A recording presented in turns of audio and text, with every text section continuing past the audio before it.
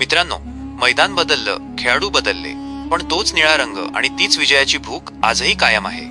2011चा तो ऐतिहासिक क्षण असो किंवा 2024चा तो थरारक विजय, भारतीय संघाने जगाला दाखवून दिले की क्रिकेट हा आमच्यासाठी फक्त खेळ नाही, तर तो आमचा श्वास आहे. रोहित विराटच्या युगाचा समारोप झाला आणि आता सुरू झालाय सूर्याचा नवा प्रकाश. सूर्यकुमार यादवच्या नेतृत्वाखालील ही टीम इंडिया आज मैदानात उतरते तेव्हा प्रतिस्पर्ध्यांच्या मनात धडकी भरते. पण हे यश एका रात्रीत मिळालेलं नाही.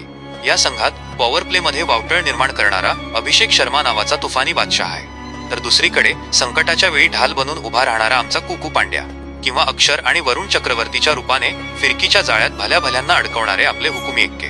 तर यासह जगातील कोणत्याही फलंदाजाला आपल्या यॉर्करने गुडघे टेकवायला लावणारा जस्सी भाई. त्यामुळे आता लक्ष आहे 2026च्या T20 विश्वचषकावर. स्वतःच्या भूमीवर आपल्या चाहत्यांसमोर पुन्हा एकदा तिरंगा फडकवायचा आहे.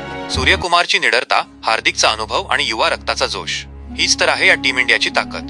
म्हणूनच आम्ही म्हणतो, विजयाची ही घोडदौड अशीच सुरू राहणार, कारण हा नवा भारत आहे जो मैदानात घुसायलाही जाणतो आणि जिंकायलाही. तुम्हाला काय वाटते, भारतीय संघ 2026चा विश्वचषक जिंकेल का? तुमचे मत कमेंट बॉक्समध्ये जरूर लिहा.